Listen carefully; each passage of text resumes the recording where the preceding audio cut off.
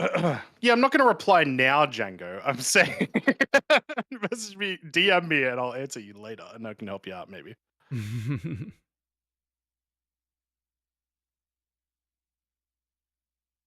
says using display capture. That's weird.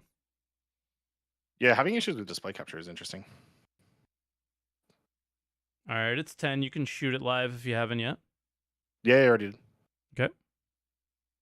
All of those YouTube losers can hear us. I said it. I didn't. We I love you. said You're the best. And it looks like it's actually up on YouTube now too, which is interesting why it took that long, but whatever. Okay. 15 I seconds. believe it's my intro this week.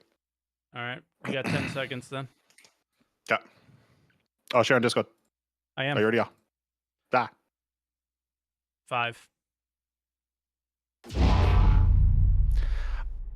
07 Star Citizens, and welcome to Answer the Call, your weekly Star Citizen podcast talking everything about all of the things that haven't released this week.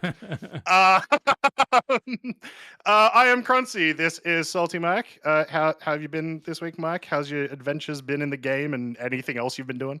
My adventures in Eve, you mean? They've been great. Yeah. Sure. Yeah, everything's been going good. I've taken the Star Citizen community's advice and playing other games. Yep.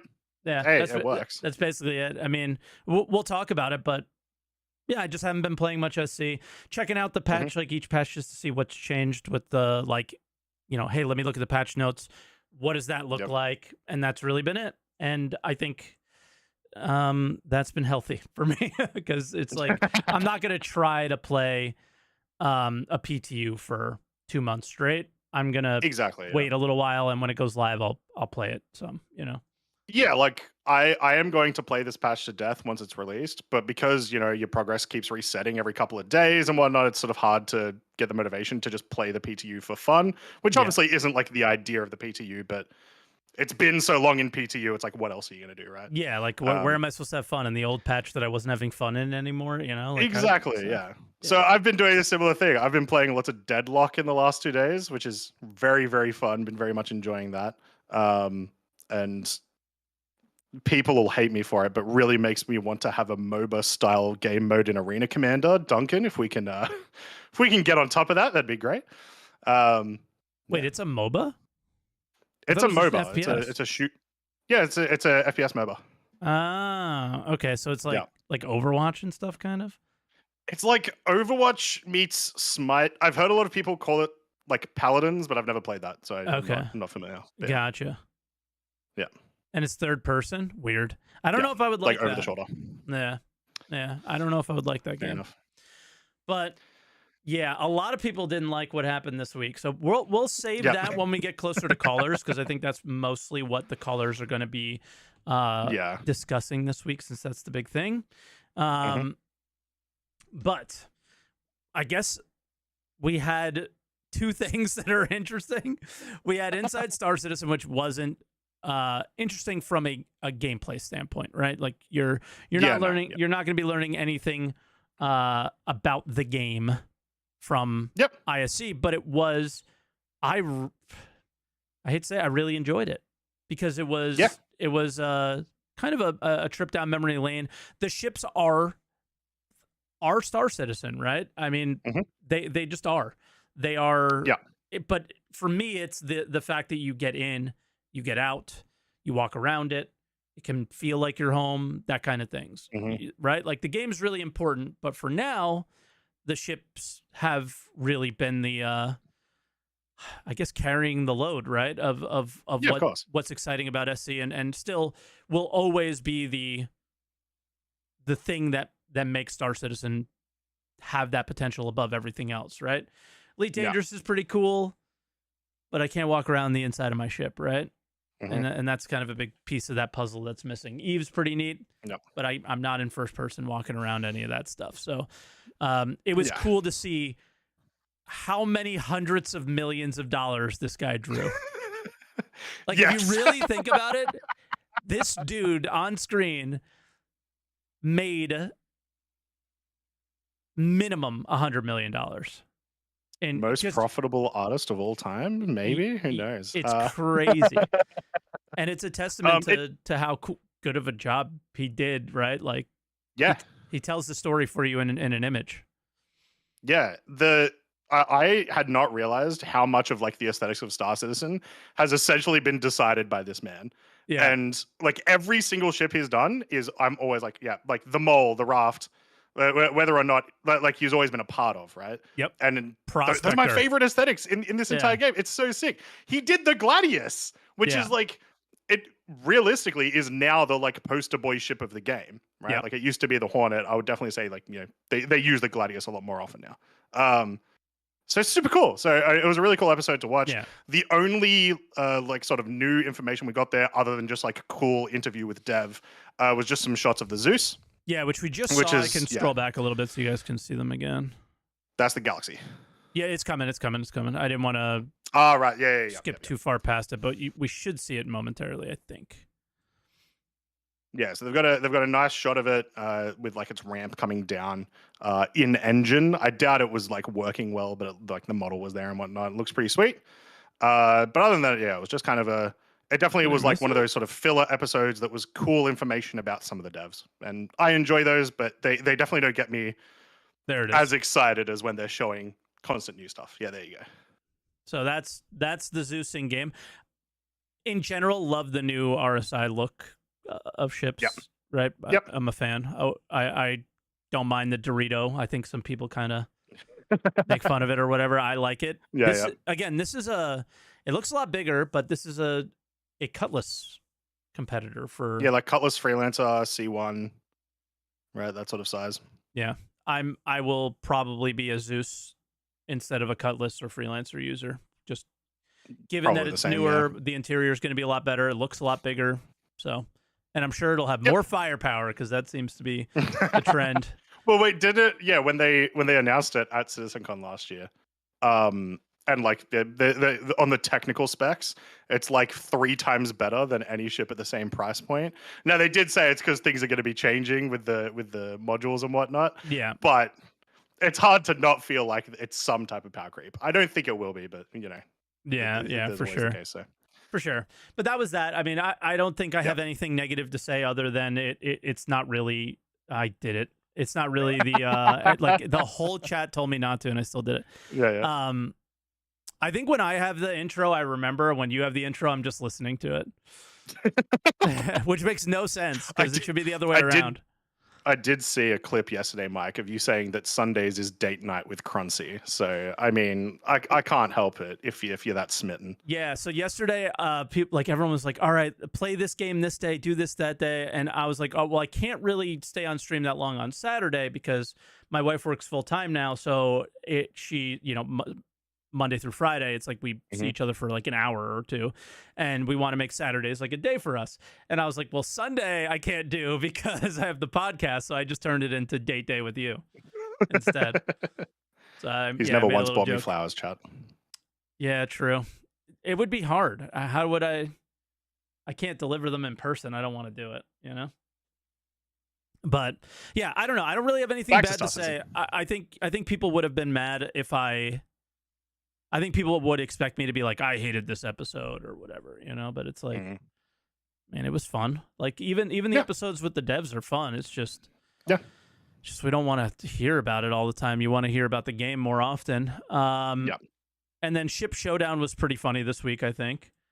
Oh, I'm so proud of the Star Citizen community this week.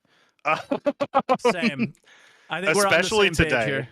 Yeah, especially today. So Ship Showdown, as of right now today, I don't know where the votes are at. You'll be able to see it maybe, but the Terrapin is beating the 600i in the quarterfinals, so it's going to make it to the semifinals. So let's go get the 600i out of here. Yep. Love it. Look huge fan. So look at the title of this Reddit thread. I'm sorry, but are we really going to let the Terrapin, $220, so the price matters, crush the 600i Explorer? This is why the Terrapin loses, is because of people like this. That's why you lose. Is because everyone knows they're entitled. The entitled fans like 600i's, 890 jumps, and all that. So everyone just wants to crush them. That's what it is. You just want to crush their dreams because they make threads like that. Yeah. Every year, there's like this part of the community as well that like tries to vote for ships based on like the actual power of the ship, and it's just so not the point of this entire thing. It's not the point at all. Do you know what a lot of people Like, in that thread said? I vote for the ship that doesn't have skins. If you don't, I think there's a fair amount of people that do that. Yeah, if you don't have a paint, I want to force them to work on it and make it have paints. So I vote for them that way. I was like, that makes sense too. So it's funny. It's funny, but that's the fun stuff from the week. And unfortunately, we got to get into the doom from the week, as many fun people have started calling it, is the roadmap update. Yeah. What do you think about the progress tracker? I think it was a lot of build up for not a whole lot. What are your takes on it? Yeah, I mean, like, I never put a lot of merit into the progress tracker other than just same. Trying to learn like, hey, what are they just actively doing right now, right? It doesn't tell you much in the way of goals or progress or anything like that. It's literally just kind of, this is what we're doing right this second. Yeah, we don't know how well we're doing it, but it's how it's going. So I didn't really care too much about that. No. And then release view, the only thing they added was the new missions, which is location repair. And there is a really important thing to point out here. Implementing new missions that introduce engineering gameplay into the persistent universe. We are not getting engineering gameplay on our ships in 4.0. Like, we're not going to have them on all the ships. You're probably not going to get it in the launch of 4.0 is what they're saying. Now, with this delay, who knows? But to me, it reads as that we are going to give it to you first in this really small scale thing, test it out, that kind of, let's see how this works, and then we'll keep working on it. Because, it's going to take a long time to get this in all the ships. It's not... I don't know how specifically and to balance, and I don't know how difficult it was to get all the ships working with master modes, but that's just putting in numbers. This is art. This is animation. You know, there's like a lot of kind of things that are going on here that is more than just saying the ship flies this way. And again, I don't want to downplay the work it takes to add master modes to a ship that didn't have it, but it does seem like there's a few extra tasks with this. So to have the same expectations to do it in a shorter timeline like they did with master modes, I don't know. If I will say I didn't read it like that when I first read it, though I am definitely interpreting it the same way you did now. The way that I thought that they were trying to say it is that it's like, here is a basic engineering thing to introduce it to the player. But no, I think you're more correct that it's probably just this will be the 4.0 implementation. Yeah, I think it's going to be a little like, it's kind of a crazy overhaul to have it on all the ships, right? So maybe we get it, maybe we don't, but it sounds like you'll see it initially at these outposts. And then 4.0 is not coming in Q3, which is, again, a surprise to no one. So no one's sitting here going surprised Pikachu face, which is a lot of the... Q3 ends in a month. Yeah. Like, there's been 0 tests. Nobody is surprised Pikachu right now. Nobody is. But a lot of the arguments that people are making against people being kind of bummed out about this is like, oh, well, were you surprised? Everybody knew it. That was one argument. And it's like, no, I'm not surprised, but I'm disappointed. Yeah, of course. I'm disappointed. Yeah. I can be disappointed, right? Okay. Yeah. Yeah, definitely. Especially because like one delay can beget more delays, right? Yeah. So like this being pushed can also mean I think it's pushed again, or like maybe this gets pushed, which gives them leeway to say, you know, PTU by Q4 and then live by next year, sort of thing. And that is 100% disappointing. Don't love that at all. Yeah. Like you said, not surprised. We have not had a test for it. Like we would have had to see a test probably late last month to get sort of any like speculation about it being within Q3, but we still need all the server meshing tests. They haven't done a jump point test since they did the EVO one for Ivocati that was like what, in March or something. Very long. I don't even remember. It was so long ago. Yeah. It was a while ago. And then obviously, there's all these missions that's supposed to be coming with 4.0 that'll need to get tested and stuff as well. Yep. Which, to be fair, I don't think, other than server meshing and jump points, I don't think all of that stuff requires as much testing as like Cargo has. But that's still months worth of work. So, and I don't think it matters if it's not in a good state as much. Like, okay, the missions aren't great. Who cares? The only thing that none of the missions are in the game. Like the things that need to matter is the tech. The missions can get polished over time, but the tech has to kind of come in and work. Otherwise, we end up with another cargo update, right? Where we're spending forever trying to fix it just to get it to get it in a functioning state, which we're still not in yet. So there is one argument I have heard from people that I will fight back on, which isn't really about like the being disappointed in the 4.0. Everyone is. Some people saying this means that we're going to have another CitizenCon of just Pyro.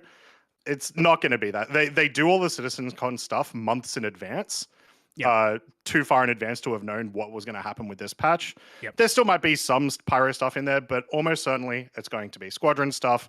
It's going to be post 4.0 features, homesteads, that sort of stuff, right? So yes. Now, given all that, how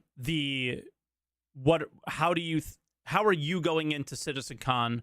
Like I think last year, I think everybody went into CitizenCon with an open mind, and I think a lot of people are going to go into CitizenCon with a closed mind because of what's happened in this past year. So yes, they're going to show things post CitizenCon. I believe they're going to show not just one star system. I believe they're going to show many star systems that they plan on working, that they intend on working on, right?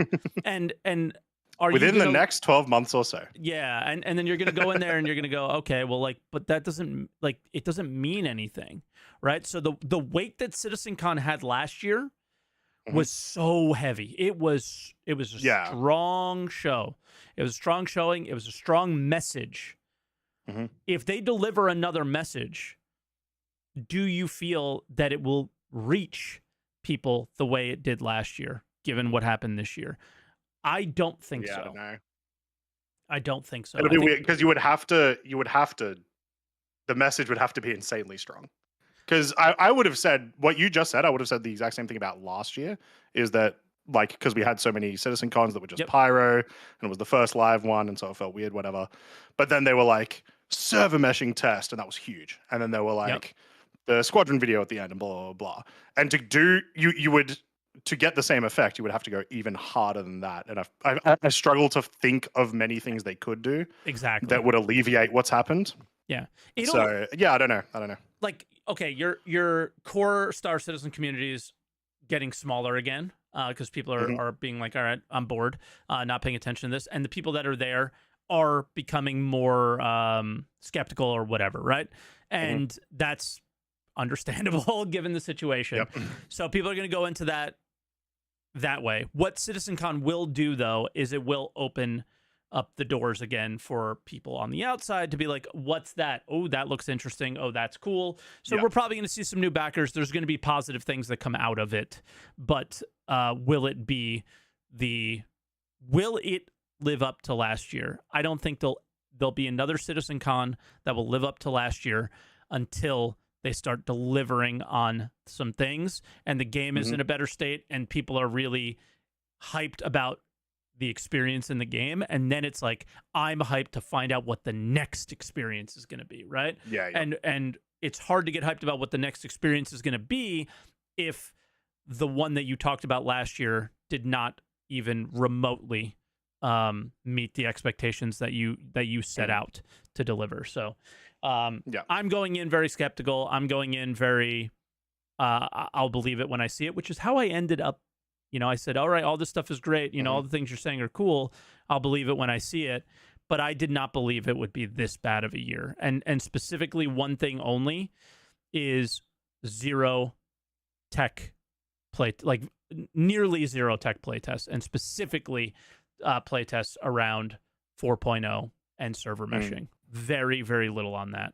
And that was disappointing. One of my mods for the YouTube people put up a poll that said, will Mike cry again at this CitCon? Yeah, but it won't be happiness and it won't be empathy. It'll be just pure fucking sadness. So I probably will, but not for good reasons like last time. I think it'll But be interesting. I'll jot down a note. I think it'll be really interesting, maybe a week or two before SitCon, for us to do a year retrospective and just do a like, all right, what actually happened this year? Compare it to some previous years. Talk about it in regards to last year's CitizenCon and stuff. yeah, a lot happened this Because year and compared to previous years, though, right? exactly, and I feel like these last like few months have just felt like extra bad. So Yeah. I want to, yeah, Yeah. we might do that. But I made a video yeah, on that 4.0 not too delay. long So ago. I made a video on that not too long ago. It's a lot of it was a lot of things, but it was not a lot of things that like transformed the game into kind of where you were hoping it would be post CitizenCon. Again, they were talking a lot. And I think if you guys have not watched, Morphologist is going to be our first caller. I said I really should have had him be like our third host or whatever today, but I didn't watch his video until this morning, and I think his video was really good, and I think you guys should really watch it. And I think he makes very good points on like, hey, yeah, we're all disappointed. We weren't expecting the world here, but what we were, what the expectations they set for us were not even remotely delivered. And it's disappointing. So, I don't know what you want to do first. Do you want to go do the question from our community and then go to callers? Do you want to go to Morph, then go to a question? How you feeling? I was gonna say, just to sort of stretch on the 4.0 stuff, Sure. it's just to talk about the PTU a little bit, because obviously that's been one of the things that is almost certain the reason why this is getting pushed further back, right? Yeah. Yep. We've been in PTU, including Evo Cardi, for I believe almost exactly 2 months now, which is like normal-ish. No, It's just been a no, very no, no, it is no, it's- PTU for a month is pretty normal. Evo Cardi, obviously, I don't know as much because I've only been in Evo Cardi like super recently. 2 months is we got to be, if we're not at the longest Evo. I think we had the longest Evo ever, the last two, and Okay, sure. and I feel like this is I mean, Croncy, we're really behind on patches, so we have to be. No, I understand, but a PTU for 1 month is pretty normal. If you go back through the time scales, it's pretty normal. PTU for 1 month is normal. Yeah. Yes. But regardless, yeah, we've been in PTU for 2 months. That's a long time. That was my next sentence. It has been a long time, regardless. And this week we had a couple of patches. Blockade Runner was not working for me every time I tried to play. The hauling missions were bugging out still. Freight elevators were not working. Hangars were not opening.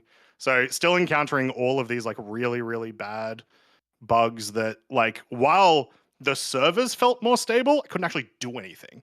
So I don't know what's going on with this. I thought last week, I think I said last week that I was expecting a live release by the end of the by like 2 days ago.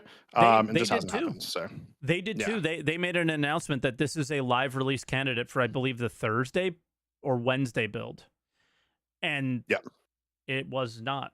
And like they had extreme instability last night. You had to hotfix to not have it, or they had to hotfix. And then on top of it, they have this entity issue that's caused, like, that bleeds out of all the instance hangers that makes the entities be really high and your frame rates really low. So there's a lot of things they still need to work out. And to say that this didn't delay 4.0 and then delay 4.0 2 weeks later is just absolutely hilarious to me, because it obviously did. Yeah, they tend to not run tests at the same time, and so of course, like, I imagine they would be running those other tests if this was live now, right? So I just don't get the communication side of things and why they say the things that they do sometimes. It's like, how stupid do you think we are? Like, I know I'm dumb, but I'm not this dumb. This is crazy. So that's my feelings on it. Again, do you want to anything else you want to talk about? No, that's pretty much it. Like, okay. In terms of news this week, that was kind of it. It was a boring week with just like one big piece of bad news, and then great community work on the ship showdown. So yeah, thank you. Good job with the turtle, guys. Good job. Yeah. Caller. Yeah, we can go to Morph first, and we'll get to some questions afterwards. Yeah, let's do it. All right. Yep. Hell yeah. Morph, can you hear us? No, I can't hear you at all. No, I can't. Perfect. How you doing, Morph? How you feeling? Despite everything, I'm feeling fine. I mean, just generally speaking. But yeah, my thoughts on Star Citizen I think were well explained in the video, but I'm fully well and able to reiterate that here. But I'm not sure what the I mean. Go ahead. I don't think you have to reiterate too much. It's like your title says it all. Like I'm losing, like, I'm getting bummed out by this stuff. I'm losing hope. This is not fun. Video games are supposed to be fun.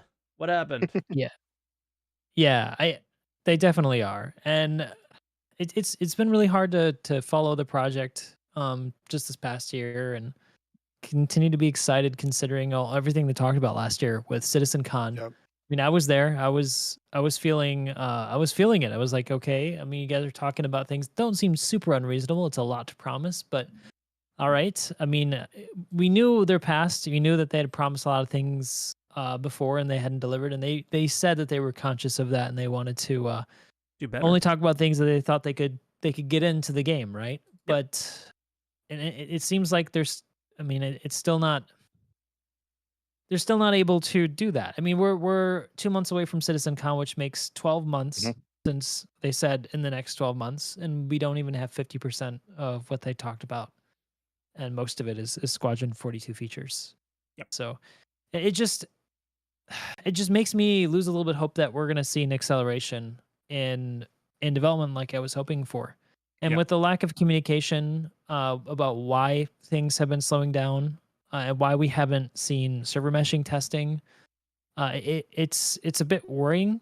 It's not that I think that they've got to scrap it. It's not like another PES where they're going to secretly stop talking about it, and then 2 years later they said, "Hey, by the way, that thing didn't work, so we've got a new tech for you now." Yeah, as we need mesh caching. Yeah, I don't think it's that bad, but look, I understand. I'll be honest with you guys. I haven't seen much of the community response to my video. I posted it, and then I kind of went off and did my own thing. I'm good with you, idea, Mike. Because it's not good. Yeah, that's just a good YouTuber practice. Yeah, right. Okay, so, because there's a lot of stuff going on, but honestly, it's like looking at the drama. It stresses me out, and I don't need the stress in my life. Plus, I'm playing Star Wars Outlaws all this weekend, and I can't say anything about it. I'm still under NDA, but. I mean, that's been occupying my time, and I actually want to go back and play more of it. So I just haven't had time for the nonsense, but I did want to express my heartfelt feeling about the situation, because it is the news that we got this past week is actually pretty big news. The thing that kind of maybe frustrates me a little bit, though, is this like canned response that I hear every single time when we talk about delays is like, "Oh, you knew it was going to be delayed. All right, so should we just constantly hold them to the expectation of delay?" Yeah, what? Like that's such a weird mindset. Exactly. And the other thing that drives me nuts, that absolutely drives me nuts, and this was a lot of the arguments against, whatever tweet you made or whatever, right? I think it was what I had heard was about a tweet. Your video hadn't come out yet. The idea of it'll come when it's ready. It'll be ready when it's ready. But we ignore the reasons why it's not ready, as like that's how it is, and that's how it is everywhere else, and that's how it's supposed to be, and it's not. Like the reasons it's not ready is not just because game development's hard. It's just not. It's because we're making poor decisions and prioritizing things poorly. Instead of this entire year should have been 4.0 testing. Like, yeah, it's so weird. It's crazy. I have no idea. I would like to know right now. As much as I love it, we don't need it. We need 4.0 and like I said in the testing. video, I'd rather be testing something as difficult to visualize as server meshing than testing moving boxes, because that to me, as a backer of Star Citizen, has me far more hooked and interested, because it's so pivotal to the future of Star Citizen. Whereas moving boxes is important, but I don't really care so much about it. We've had it now for 2 months. We've known about it for so long. It's been pushed back and pushed back. It was originally meant to be in 3.23, by the way. So I mean, it's not even really a full patch. It's a feature that got pushed out of a patch, the only patch that we had so far this year. Yeah. I mean, if you look at it one way, like I said in the video, we've only had one patch this year. Yeah. And we might end up only having one patch. When 324 comes out, it's still that patch. Like it's still when you look back at what we expected, we expected what we're playing in the PTU right now to be in 323. We did. So, And I that will say testing went with on for small quite some time exceptions. too. what do you mean? True. Things like the copians and whatnot were not designed to be in 323. There were a Yeah. few additions to 324, but Of that's why I course. said small exceptions. Yeah, and that's common with every patch, right? There's a few things that are not on the roadmap and whatever that you end Yeah. up seeing that are always, and they tend to be the cooler things too, which is nice. Yeah, so I mean, I guess I want to go back a little bit to the thing about delay. I think we heard CIG say before that if you give them 4 weeks, it'll take 4 weeks, right? I mean, it's not like, and I think this Richard Tyrer actually said that, Yep. if I recall correctly. And so sure, we could say, well, we expected it probably to release after CitizenCon, blah blah blah, even though it was set as Q3. But then moving into Q4, I don't know why anybody would assume or think that that means that it's going to be at the beginning of Q4 that we're going to get 4.0 like after CitizenCon anymore. If you guys recall back when they delayed 3.23, pushed that a little bit back, I got a lot of flack for that. In fact, I took the video down where I talked about it because them moving it back, I knew meant that we were going to get it at the end of that quarter one instead of at the beginning like they had originally said at the end of last year. And that's what's going to happen with this one. But that's not really what irks me the most. What irks me the most is just being dismissive of other people's feelings and opinions about the state of Star Citizen.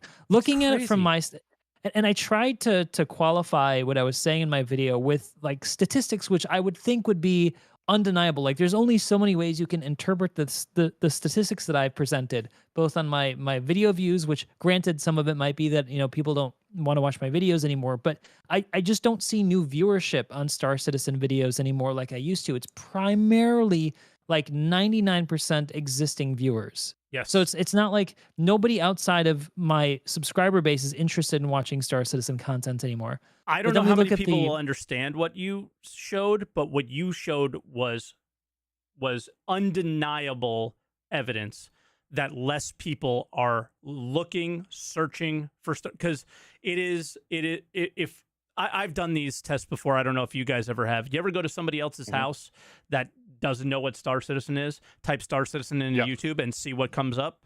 It's always Morphologist and it's always Board Gamer. So if you're checking out Star Citizen and you're interested in it, you're going to see his videos, right? So if his videos are getting less views from new people, then it's very clear that there's less interest in the game. And that's all he was trying to point out. And I think that was very clear. One quick question, Morph, because I haven't watched the video. Did you compare it to similar time periods in the past, like, few years? Yeah, absolutely. Okay. I actually showed videos right next to each other from like 2 years ago. And you could see the viewership difference is actually massive. I had like 300K views on a video around this time 2 years ago. So it's difficult, but that's not the only evidence that I presented. I mean, I often frequent the CCU game, which collates data from the website to present it in a graphical format. You guys should check it out if you're interested. It shows funding. But the interesting thing I've noticed in the past 3 years is the downward trend of new citizens, which again is another indication of waning interest from the outside community. The fascinating thing, though, is that the funding has continued to increase, which means fewer people are spending more money, and I just can't see that as a sustainable practice. So,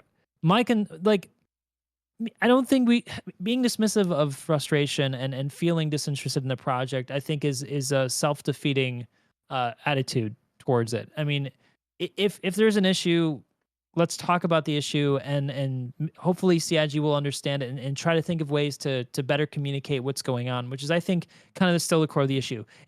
In fact, we've always talked about Star Citizen not doing it well, CIG not doing a good job of communicating. I actually think I said it in this past video, and I'll say it here again because I think it's important. It's not just about communicating anything. It's about communicating specific things. like the things that are pivotal to the next step of Star Citizen that are holding the project back. I loved hearing about Gavin. Like he's amazing. His starship designs are freaking crazy. Like the Squadron 42 and Star Citizen wouldn't exist today if it were not for his ship designs. Yeah. Definitely. But that kind of video right now, I'm not so sure that fits given the drought. I mean, it seems kind of aloof or it doesn't recognize the current issues, and that's what I think those games should be doing. I feel like they should be kind of shoring up community concern by addressing the pressing questions for like why things are kind of lagging a bit. Like what's taking so long even with 3.24? Can they just talk about it a little bit maybe? Like, hey, there's this bug or something. Like I would also like to learn, like I said in the video, what's going on with the teams shifted over from Squadron 42. Have they actually come over, or are there things holding them up with that's Squadron? What the progress tracker is for. Yeah, I don't trust that. I was going to say they're 100% holding that back for CitizenCon, right? Yeah, because it's approached that point of the year where, other than the info that they're giving us for 4.0, which I will just fight back on the mention of ISC this week being, maybe not as direct. The last like 3 or 4 ISCs have been super. Here is 4.0. Here is footage of the content. Here is the stuff that's coming in it that have been like super direct. I think it's totally okay to once every couple of weeks have an episode that isn't focusing on that stuff. Yes. Especially because like it is interesting. It is cool to learn about. Yes, but since I watched this video and I fought back in a very similar fashion because that's how I heard what he was saying initially. The way he explained it now was the timing of the video is the issue, because normal game studios, if they had this relationship with their backers, and they in this community has very close relationship with their community managers, the devs even, right? That most studios would sit down and talk about the situation that just happened. Hey guys, we got a delay. We're sorry. Here's what happened. Here's what we're dealing with. Just be patient with us. We promise this is going to be really cool. We've shown you some cool stuff, but we just hit a snag here, so on and so forth. The video content team is not the community team. The video content team, unfortunately, is the marketing team. And that's all they've ever been. And that's the unfortunate part, is the community and even the community team, unfortunately, acts a little bit too much like a marketing team instead of hey, let's communicate, right? And there isn't much of a back and forth with the community and the studio anymore. It is we put this stuff out, you consume it, and then we complain when you don't like it. And that's basically what I've been getting lately from them, and it's disappointing. And that's what I think Morph is saying. Sorry to put words in your mouth, but that's what I just got from it, from watching your video this morning and hearing you talk about that again. This week it's a sit down, Star Citizen Live. Here's what happened. Chris Roberts is in front of camera with Aaron Roberts and Richard Tyrer. Those are the kind of things that you need at these times, right? Is you need to ensure confidence, and this doesn't ensure any of that confidence. I mean, they must have known that they were going to announce the. I'm sorry to interrupt you, Croncy. No, you're good. I wasn't. I just said yes. That was it. I mean, this discussion internally about officially moving it to Q4 isn't something that suddenly came about when they posted it this past week. It was something that was probably discussed internally as far as maybe a month before that. So, I mean, Jared was telling us that it was coming, that it was still planned at the time that it was planned. So, what I would hope would happen internally is some kind of a communication with the community facing team to prepare some kind of explanation for what's going on. Knowing, I mean, they should have known that there was going to be a disappointment. I mean, this is something that's been pushed back since, I can't believe it, 2019. They were talking about pyro and jump points in 2019. That was the CitizenCon presentation with the big jump gate. And we're here almost 5 years later, and it's still being pushed to the end of the year again. But to interrupt you, is there pushback from CIG, or is there pushback from the community and its other? Like, again, I can't stand it when I go to another content creator's channel, and I see them absolutely getting mad at specific other content creators. I think it's awful. And I Let me just delete that video I just posted about Mike. And I just was, you know, playing Eve mining, and I was like, let me see what people think about the delay. And they're going in on Morph. I'm reading the chat that people are losing their minds about me, and I didn't even say anything. And it's I think what we're seeing is pushback from the community on these things, you know, Reddit and Twitch and YouTube and Spectrum and Twitter, not CIG. Right? They often say we're just as disappointed as you are and stuff like that. I don't really buy it, but I think the things that I'm hearing are coming from people who I don't know what the motivation is.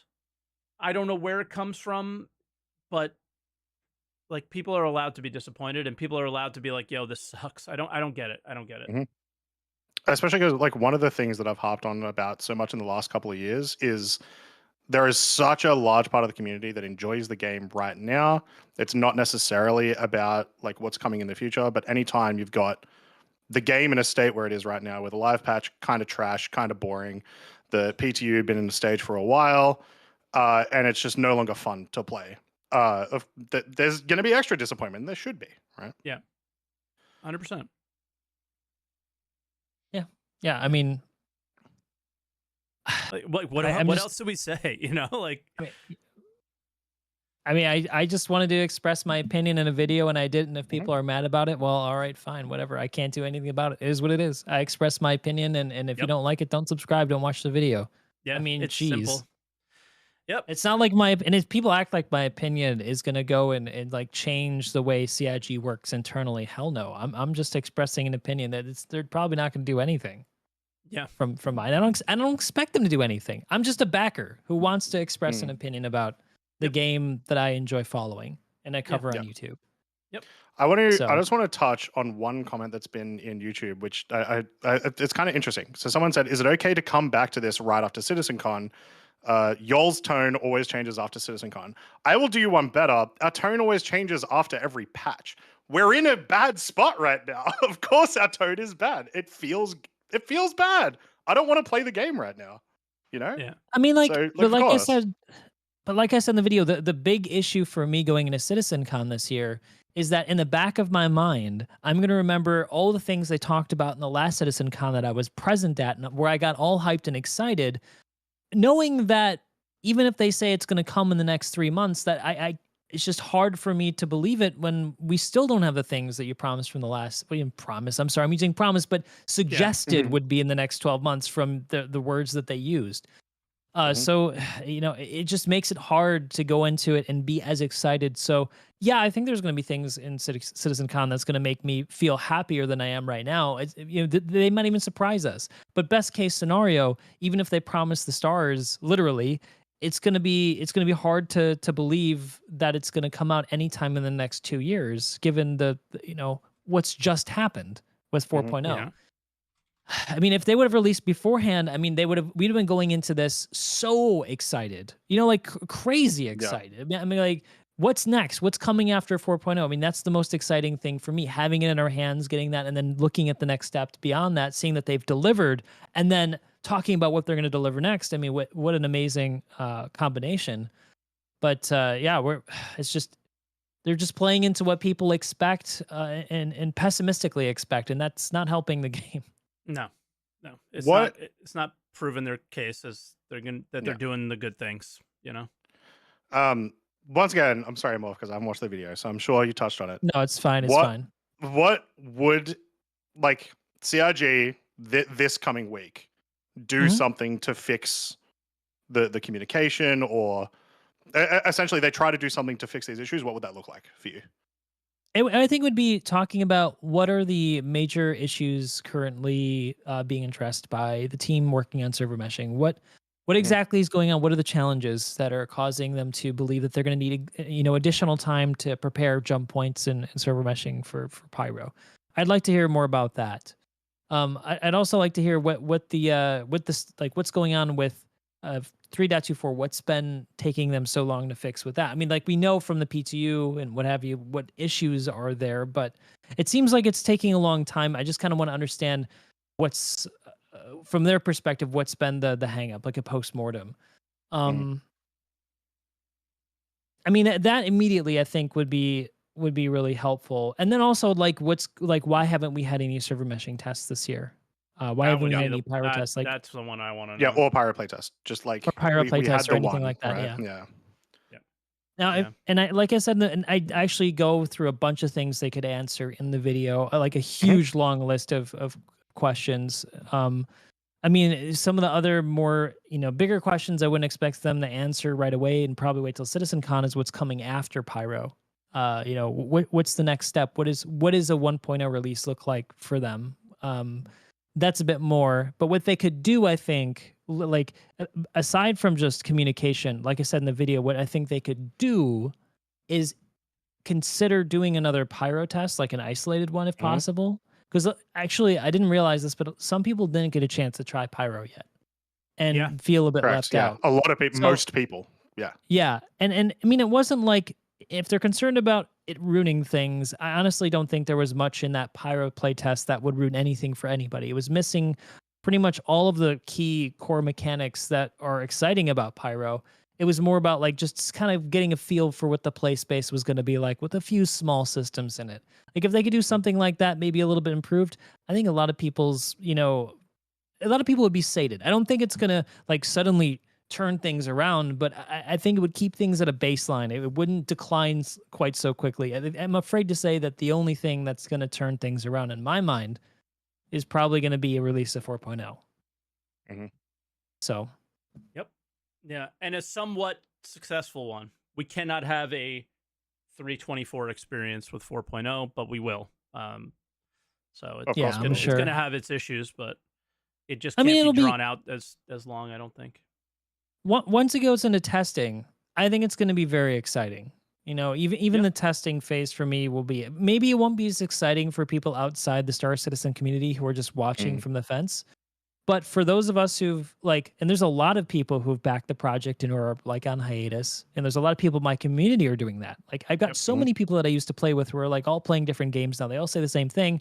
They're just kind of bored with Star Citizen right now. They're waiting for 4.0. Nothing really excites them. If they just start doing testing, I think a lot of people will just come back because they'll be excited to help test. Even if it's a small thing, even if it's like the Evo Cuddy test that we got to do. That we couldn't share any footage of the jump point tests. Like the way it looked was ridiculously you guys got bad. to do. Oh, it was fun. It looked so it looked so bad. Like visually it was terrible. But awesome. Mechanically was so cool, right? It was cool to test this new mechanic. Like people would be really excited about that. I mean, and as we can see from the funding right now, who's paying for the project? It's all existing backers, not new people. So give the existing backers something to sink their teeth in to want to, spend some more money. I mean, it seems logical to me, but maybe I'm wrong. Yeah, for sure.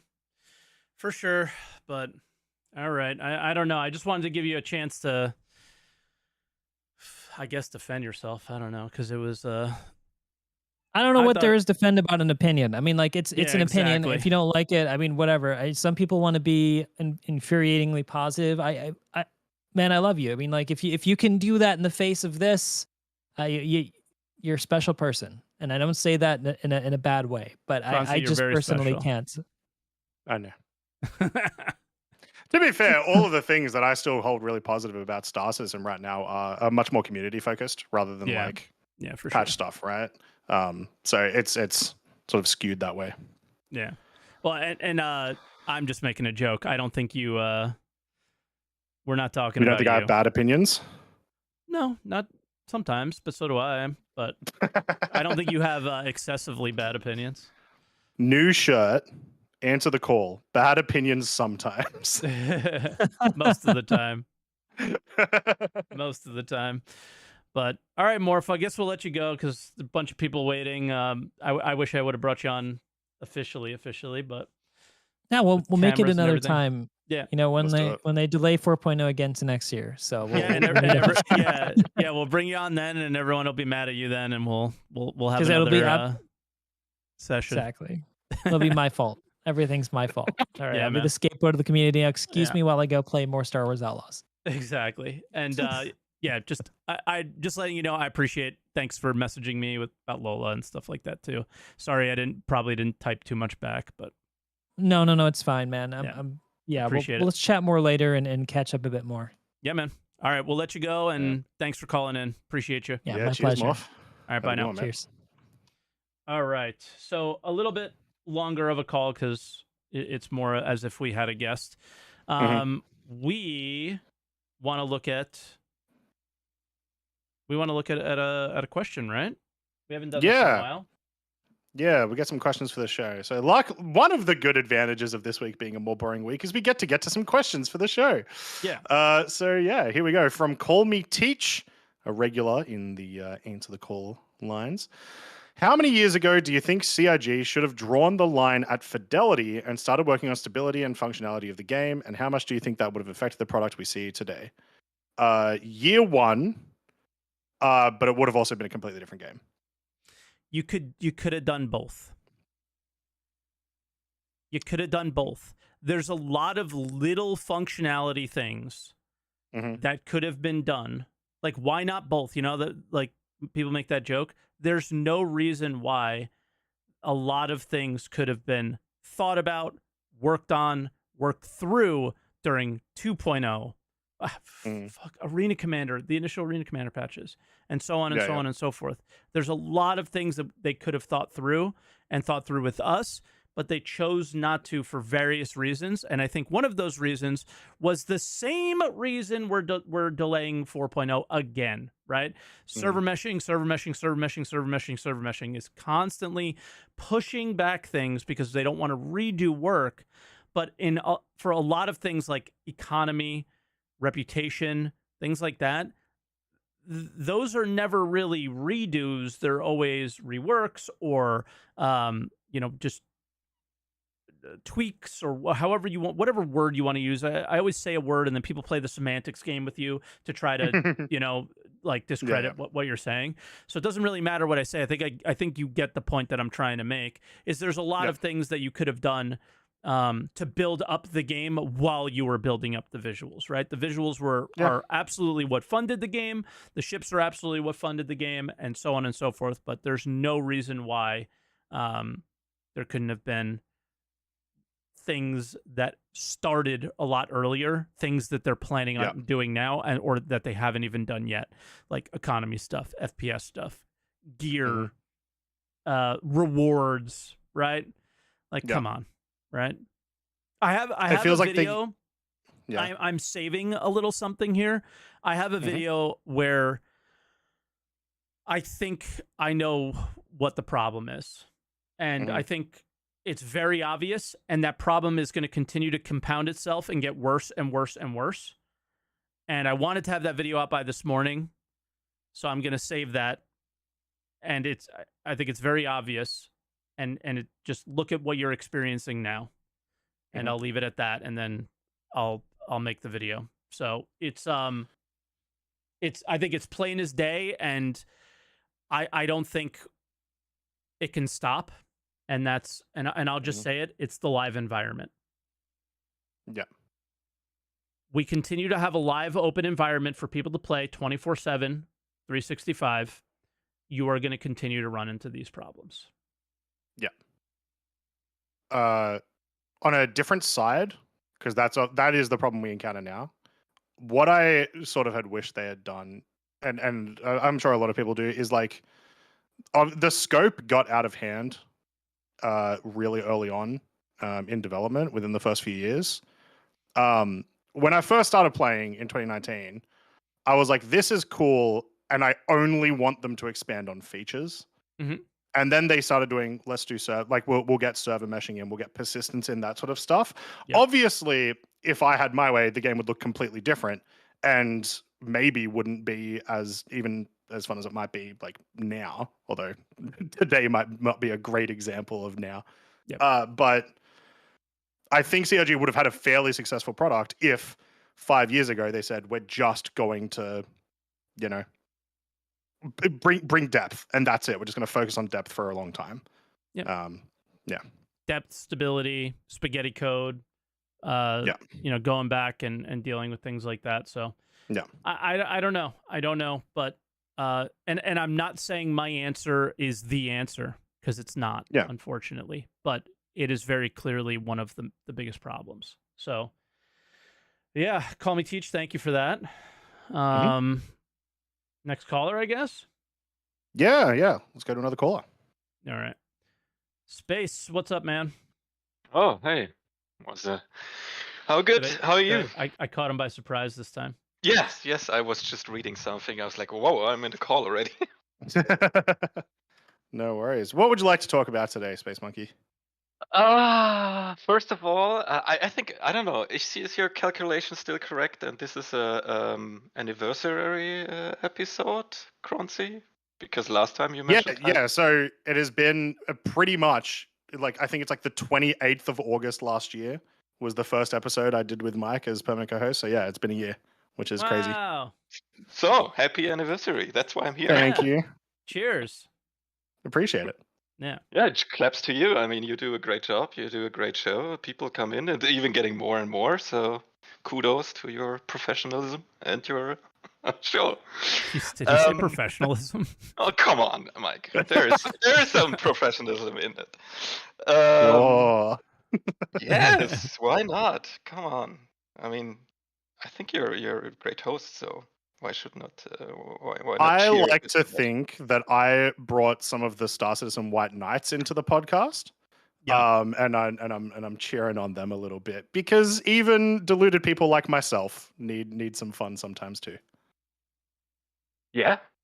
I mean, there's also a good, sometimes a bit of fun to have like a spicy discussion. So even get yelled at sometimes, maybe. I'm here for that. I'm good at that. I know. No, just kidding. Then I have to call you out, Mike, because you betrayed Doc. You said no matter what happened, next episode, he's the first, and now you gave Morph your streamer the streamer privilege. He never showed up. Really? He was. Oh yeah, true. I I hadn't seen him. Yeah. I saw him in the green room, so maybe he disappeared. Oh, when I looked, he wasn't must have there. run off. Yeah, every time Yeah. I looked, Oh, he wasn't okay. in there. Ah, okay. Because I saw him for a short notice, and then he was gone, and I thought you moved him up. So that's No. okay. Yeah, No, just we for, banned for, him from the server. Yeah, so for behind the scenes, I can't see Discord while I'm running the stream. So it's the same screen. Ah, okay. So Discord has to be full screened. So I have to. So Croncy looks good. So I have to keep it behind the stream software that I'm using, which is like where I change the names of you guys and change the scenes and stuff like that. So I'm looking at Discord very minimally during the podcast. I do the best I can. Good. But enough of that, Space Monkey. When do you think 4.0 is releasing? Let's go. Oh my God, I'm putting pressure on me now. I think maybe. I mean, I don't want to give dates for the live stuff, but I thought having 4.0 to the point where CitizenCon is up, I think it would be realistic. And but still, even though it's not going to be now. Well, it still could. I don't think it will. When is CitizenCon? Which date? CitizenCon's end of October. So listen, that's I will but I don't think it'll release before then. Guys, I will not stop release, but PTU before. Guys, I will remove any idea of this whatsoever. I think I can remove any idea of this. I don't want to, but I'll just bring it up on the screen here. We go to this screen. I'm remove the question, and then there is Jake. Somebody asking, what's no 325 on the roadmap in the roadmap update? Yeah. And Jake goes ahead and says, none of the deliverables for IAE are on release view quite yet. We'll be adding them as we get closer. There's going to be a patch that is not 4.0 before that. Now, is that just ships? Yeah. Probably. I imagine so, yeah. Yeah, ships are cards on the roadmap, right? And they do go on release view.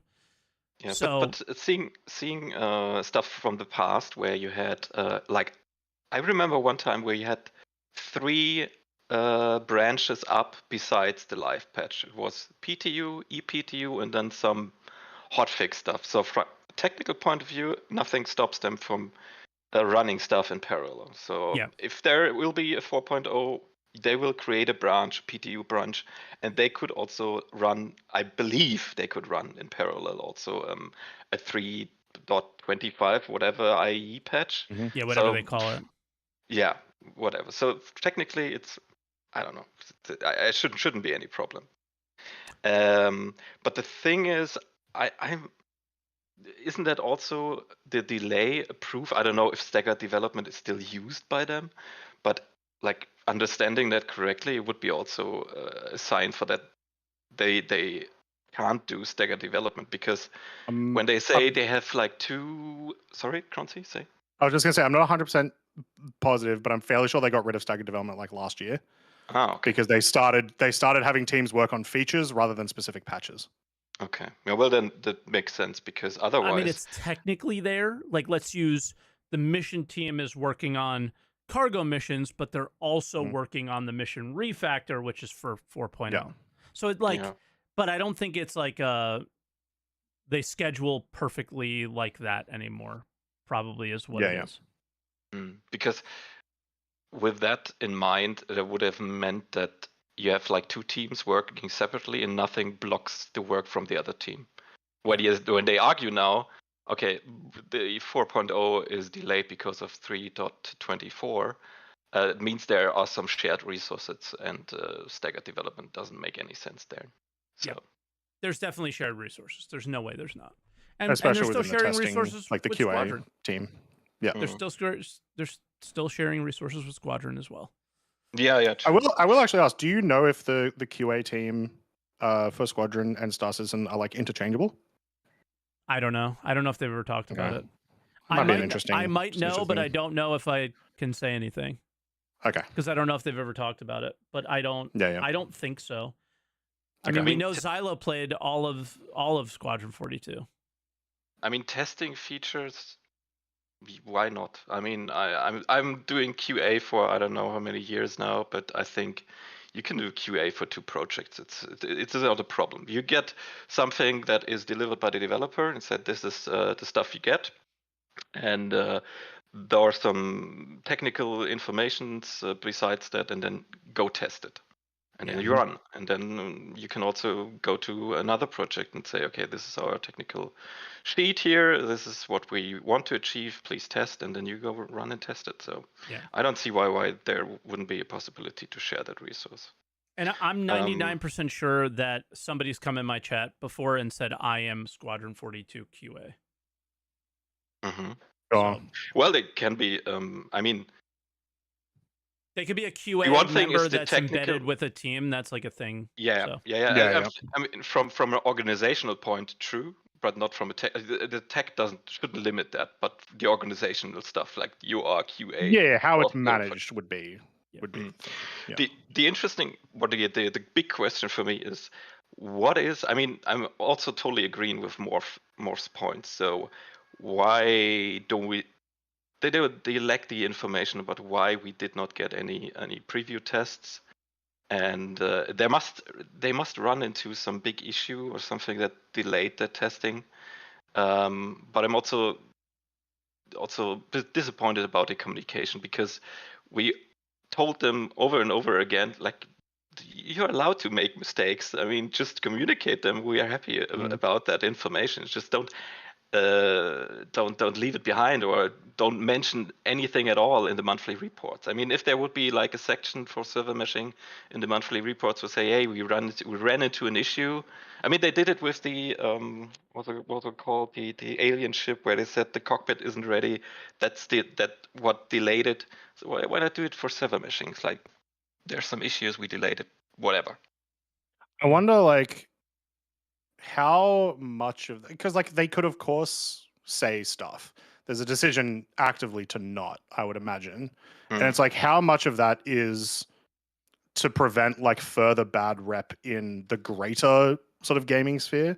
There was a kind of interesting thing when we were talking to Morph about, the new player acquisitions. so many people have no idea about Star Citizen now, and so they are the people that CIG want to go for, not the people who said it was a scam 10 years ago. And it's like it's the only reason I can think of that they don't want to talk about that is in the case it leaves the community, because I think you're exactly right. I think the community would be totally okay with them saying You're 100% this tech right. failed, this whatever failed. You're 100% right, and you could tell because when we complain internally in our little bubbles, like we talk on the podcast, I make a video, I watch something on stream or something like that. CIG doesn't do anything, but when it goes on r/gaming and things go wrong, all of a sudden, lots of shit starts to change. So yeah, that's a good point. Yeah. Being in the bubble, you normally don't think about the outside of the bubble, or you but when it gets tend to not think about it. But yeah, you're right. When it gets out, all of a sudden they're typing on Reddit, they're making Spectrum posts. The next patch, that thing that everyone was complaining about is fixed, and and they're very concerned with, because they're yes, they make stupid commercials on Star Citizen YouTube channels, which is weird, but the most of their marketing is word of mouth through these channels, and their most successful ones are around CitizenCon when people outside this community are paying attention to the game, right? But I don't know if at least I would try it and to calm down the community and say, okay, there's some delay in server meshing. I don't believe that would trigger the next Kotaku article about bed sheets. I don't know, man. The second you say the word delay, it doesn't matter. Do they like Morphologist, who is saying that his views are down, I think has more sway than Kotaku does on what a person's going to think about Star Citizen. Let's be real. Yeah. But yeah, like I want that communication. But at the same time, I don't want it to hurt the game in the future, because I want there to be people in the game to play against. So I don't know, CIG, figure it out.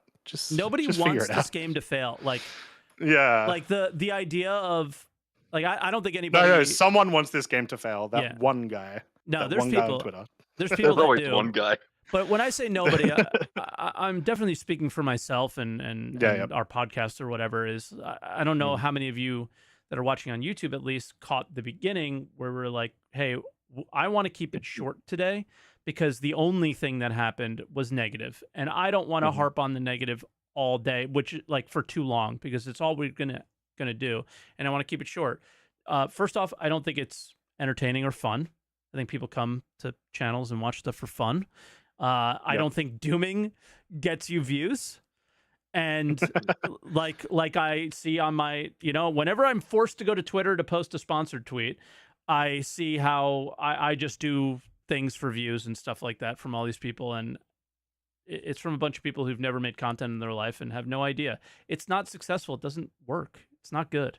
So, as far as CIG's perspective goes, the last thing they want is this mentality to get out. And I think that's why people in the community get upset about it too, is they get very concerned that something I say, something Morph says, or whatever will influence people, but people are capable of thinking for themselves. Right. And I don't have to influence anybody. The last 4 years have done CIG has done a good enough job of influencing people to be upset at them. So they need to just own it, apologize, and that's it. Apologies go a long way, and then get to work, right? And I'm tired of talking about game development. I'm tired of talking about why this game development failure happened with this company again for the 50th time. It's like, I can't wait to have this show where we're talking about this freaking feature that is super awesome. We're having so much fun. Hey, did you try this? This was cool. Did you see? Oh, did you not know it works like this? Oh my God, that's so sick. Which I will say, we've had a few of those episodes this year. A few. Quite a few, but we've had way more, especially the last couple of months, of God damn it, it's not here. God damn it, this is back again, Yeah, like, come on. Like, none of us want to have these conversations, man. None of us want to do this stuff. It's crazy. No, not really. To the end, I think some remarks to the progress tracker. Mhm. I have to use the word again, disappointed, but I was hoping a bit to have a bit more flash inside the progress tracker, because it feels pretty empty for an update that was cooking for 8 months. But I was surprised to see engineering at the end of their planning. So, and it looked from the UI at least pretty far along. But I don't know how the gameplay is. But I mean, we will see that. it's a good thing that the UI is ahead of the gameplay for once. It seems like, because we haven't had that experience with Star Citizen in a while. So I think that bodes well for it. But I think it really comes down to like I don't know if you caught it at the beginning of the show when Croncy and I were saying, I think it's going to be a long time to get this into most of the ships, and that's kind of the issue here. And then how do you deal with it with the smaller ships? And so they got some challenges ahead of them, right? There's a lot of ships that there are no components on. How do you repair them? But we have mostly smaller ships at the moment, so maybe the effort is. I mean, there are a lot of There's ships. workarounds for sure for like the, an initial I release, think the but, smaller ships are the bigger challenge. Oh, explain. I'm curious. Why? Where are the components on the Aurora? Where are the components on the Mustang? Where are the components on the C8? True, Where are the where do you fit them? Yeah, true. For the ship team that needs to implement components, it's a lot of work, it looks like. It's a lot of artwork. And what's the priority for art? It's probably not going back and making the game work. It's probably going and making new ships to make more money, especially right now. So, unfortunately, I counted. and locations, ships and locations. Yeah, and I counted the 4 ship artists would be the people doing this, so it's probably just ships. And I counted 4 or 5 unannounced ships in the pipeline. So. There's a lot in the monthly report. Yeah.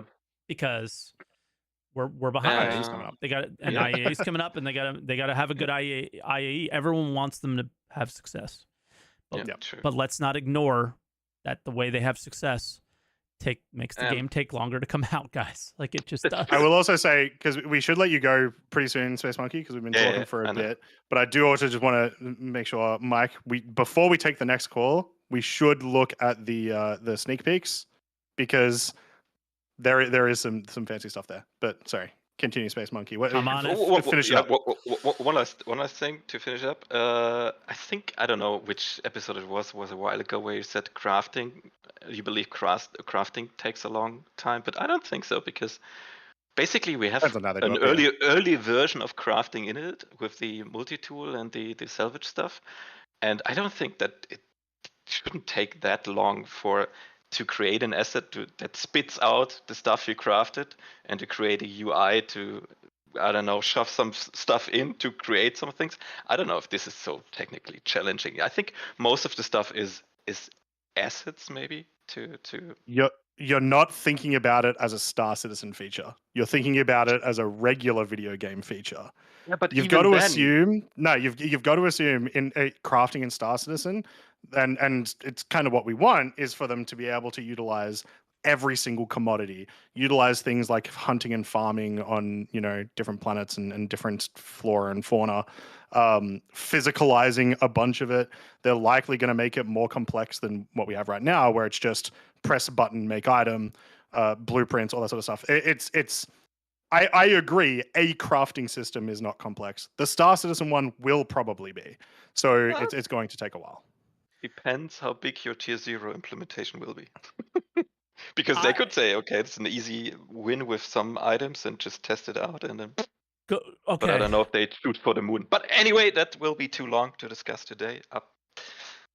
I want to take 2 seconds on this, just because I don't agree with you at all that crafting should be, or is not, or whatever, should be easier. If I type crafting into the progress tracker, I think it was the progress tracker.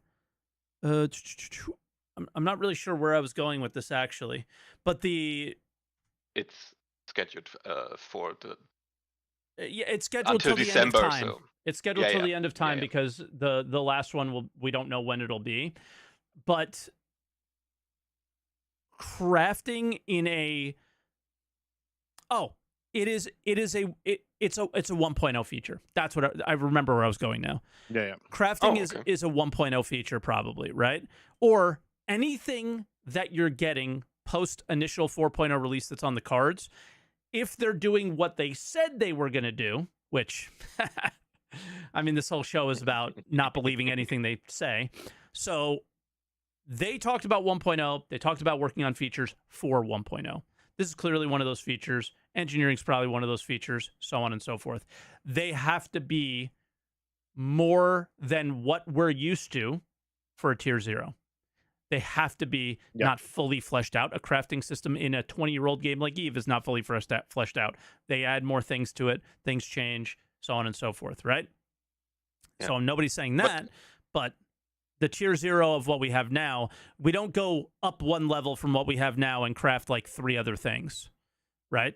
We need to be crafting hundreds of things, and we need to be using multiple different materials, and they need to come from here, from there. They need to balance the economy for them, so on and so forth, right? So we can't look at this and say that it's simple and easy and whatever. But Space, thank you. That's where we'll leave you. I know I want to give you a chance to rebuttal, but I also we'll go on forever. I was about to. I was to. about to. I'm sorry. Yeah, no, I know. I just. But know it that was we'll the go anniversary episode. Yes.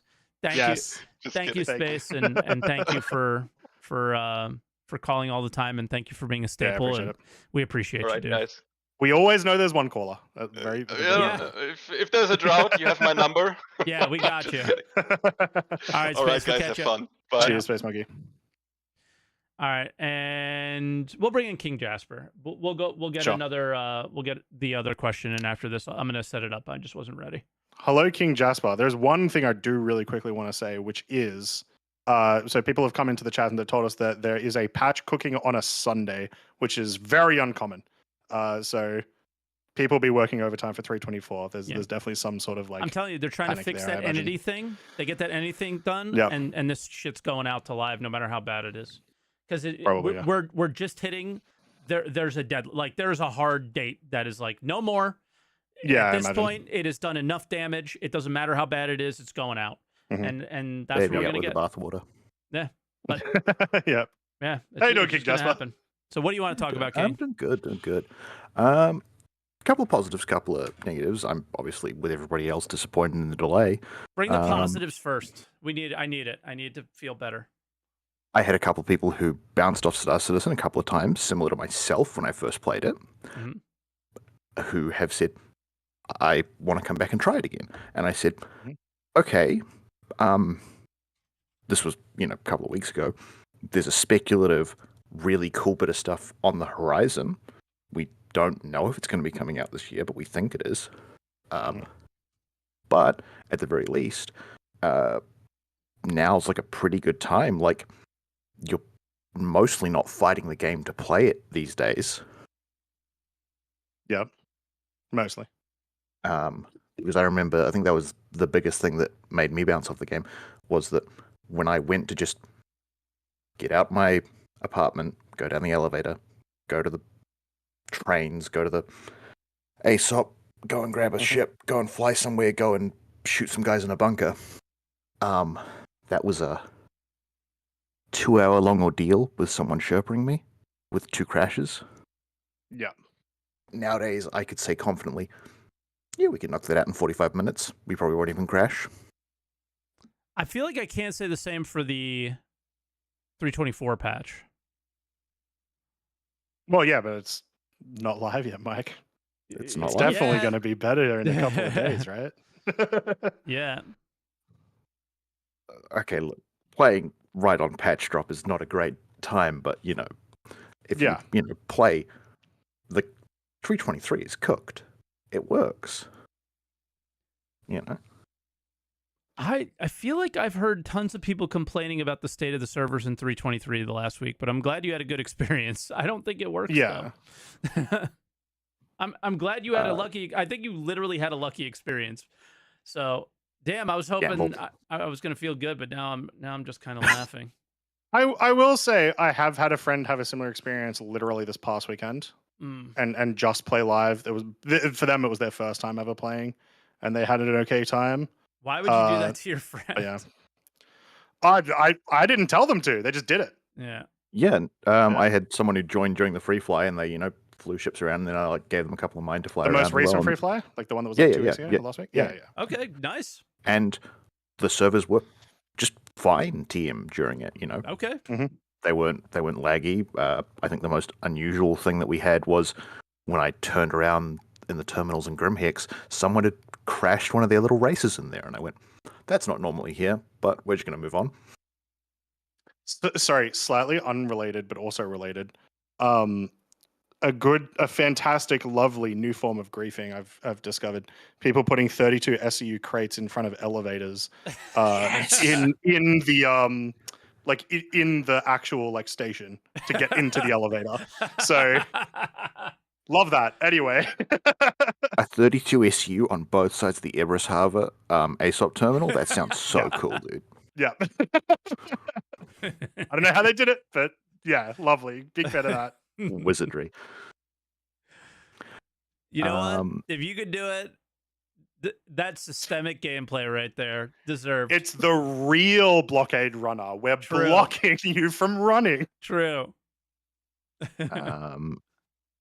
Other positives, like me personally, all gameplay. So organize events, do training.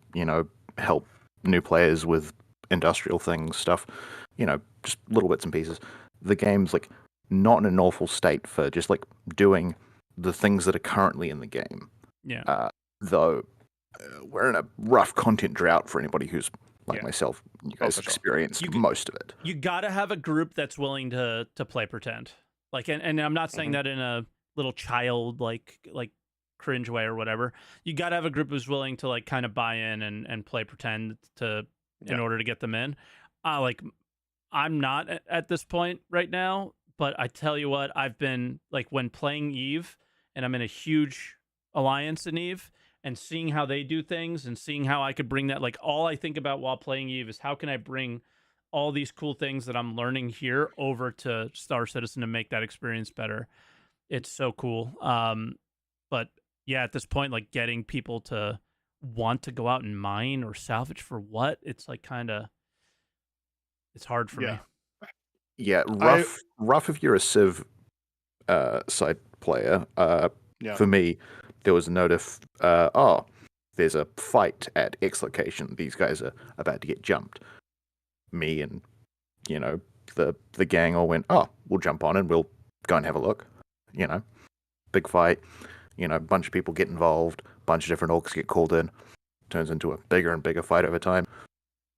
It ends after a while and everyone goes, that was good. Good time. That was fun. Yeah. Sounds like Eve. Actually. Yeah. This is a time of the year, and this does kind of happen every year. It's just a little bit more jarring this year, I guess. Where like this is the time of year where I really like to start to, if I want to play Star Citizen, I'm gonna ham out some racing. I'm gonna start getting really, really good at the things that work that I already enjoy. Problem is, there's a lot of people who don't like that, Yo, I don't know what they did, but the Nox feels kind of okay again, but I only flew it around the hangar. So maybe in 324. Yeah, so maybe Gravlev is back. We'll see. Yeah. But yeah, like it's you can't play the game like the really fun ways that happen usually at like the start of the year. And that sucks. Patch fatigue. Yeah. We're at the end of the that's cycle, and there's all this stuff on the horizon that looks really, really, really cool. But circling back to another bit of positive, in spite of issues and delays and everything else about the game, do you ever just stop and like look at a ship and go, this thing just looks really pretty, and I really appreciate walking around it and thinking about all the design elements that went into it, all the bits and pieces that someone modeled and created and thought seemingly quite a lot about for a lot of these ships. Yeah, for sure, but that's not why I play the game. Yeah. That's true. That's like not there's nothing wrong with appreciating the art, but like it's I want to use the art. That's not what got me into the game. That's not what keeps me here, but that is the X factor that will always make Star Citizen kind of cool if they did anything. Yeah. Right? If they did the game, it's the if they were like, let's make it, hey, you know, let's go ahead and make a game now. Like the ships would be, it would just make everything 10 times better. But they got to do that part first. yeah. I mean, we even it's- said before the Star Citizen is Star Citizen because of stuff that like Gavin Rothery has done, right? Yeah. But Hmm. the meat that we actually need to enjoy over and over again is what we're concerned They keep about. saying the word MMO, guys. You don't play other games when you play an MMO, and you don't do anything other than play that MMO, and you play it for hours. Right? That's what you do. And this game cannot support that yet. They have to work towards supporting that. And it really blows, but like Master Modes changes is a big part of that. And they're not good right now. And I'm not saying they're ever going to be good. I don't know enough about it to speak on it. But their intentions there were to make it so more people are flying spaceships and fighting each other. Whether they succeed or not is a whole nother thing. The economy stuff that we're like in the like we're not even in the middle. We're in the first quarter or eighth of an economy change, and you got like this stuff working over here, that stuff making way too much money over there, but the intention there is to make it an MMO they play every day. But I don't just stand around and look at the ships and go, "Wow, that's pretty." You know what? You know where I do it more than ever? I do it in Eve because I'm playing the game, but it gives me a moment to look and be like, "Wow, this game is actually beautiful as well." So that's I don't know. very valid. Yeah. Yeah. No, that's fair. I do a lot more in Eve. Yeah. On that note, then, I remember I was talking to a couple of people about it, and we were saying, what does 1.0 even look like? You know, because I was like, it's years out at this rate. Because if they want to have their, massive star map with all their systems, and then the immediate thing that I was cut off with was, no, dude, it's going to be a minimum viable product. And I went, yeah, you're right. Yep. Yeah, of course it is. Whatever 1.0 is yeah. the minimum viable release product, which is inevitably going to disappoint everyone here. Because everyone What does that has, look like in your head? Yeah, because just everyone has different expectations. Exactly, and there's no way they're going to satisfy everyone, or even all of one person's, right? Exactly, right. Yeah. But like that's still not necessarily a bad thing because getting a not release. Even saying it's a bad thing. Yeah, exactly. But getting like a release also solves some of the things we were talking about before. It's if the game can just keep progression, if it can just give us meaningful gameplay loops or more meaningful gameplay loops, everything changes so heavily about many issues people have with the game. So like a smaller viable product. What was the thing that someone said? Stop working on fidelity and start working on, basically the stability and stuff. That's 1.0. Yep.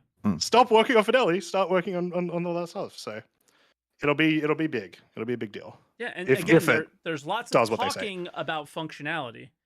There has not been a lot of doing about it. So we'll see. Yeah. There was a video I saw you reacting to a little while back about like better rewards for Star Citizen, and I was thinking about it and thinking, man, that's basically all I need.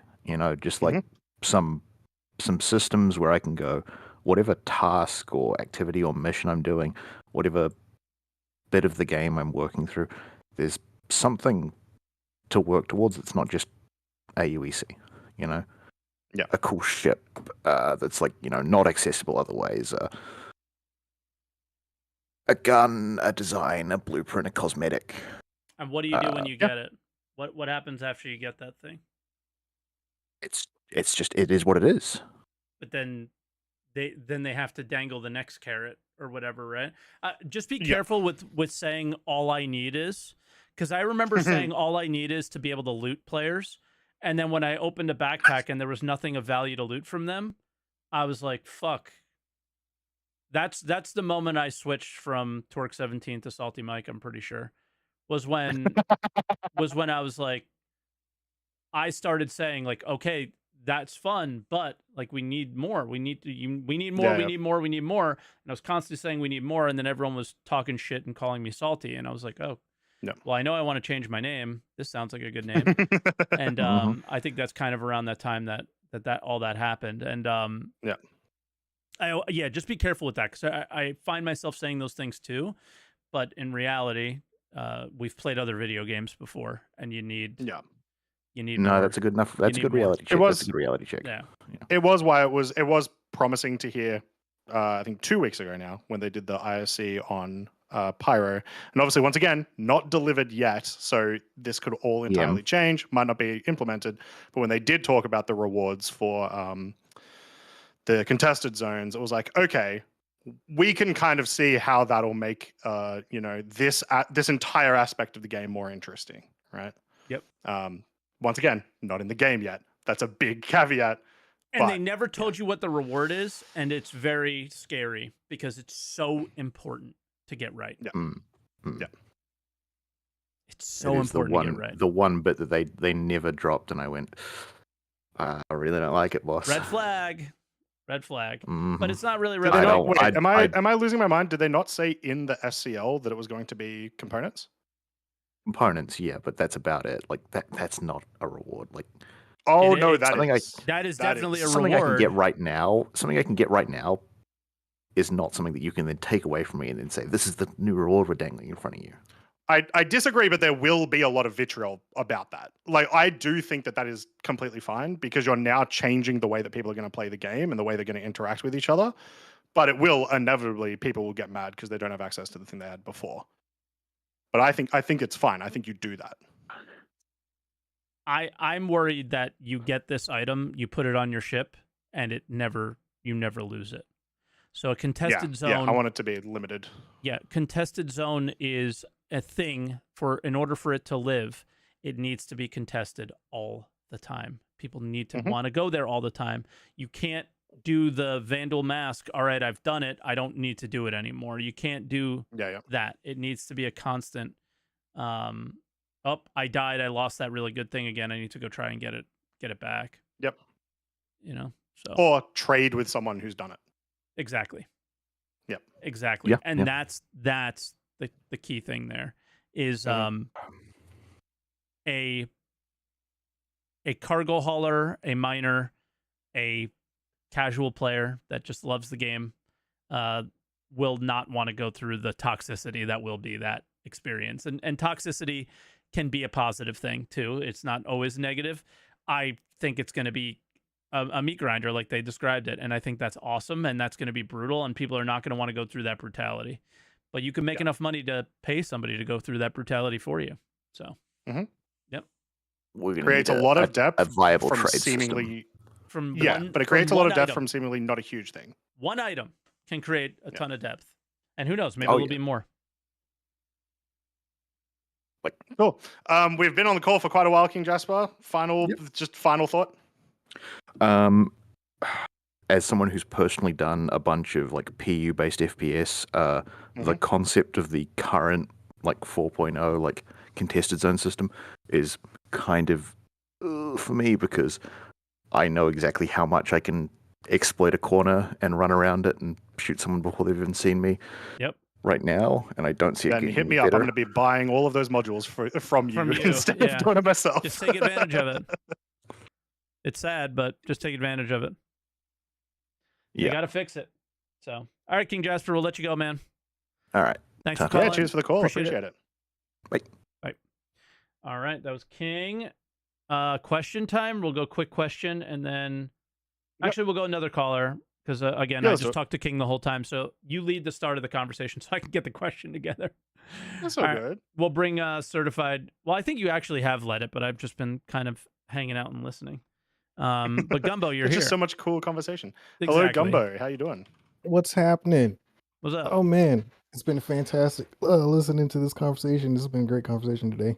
Also, I'm glad. I thought today was going to be really drab and really like sad and boring and stuff. So I'm glad people are enjoying it. Yeah. I mean, it's just an honest conversation, right? Like that's that's what to me at least feels good about the conversation. And did I hear correctly? This is the 1 year anniversary.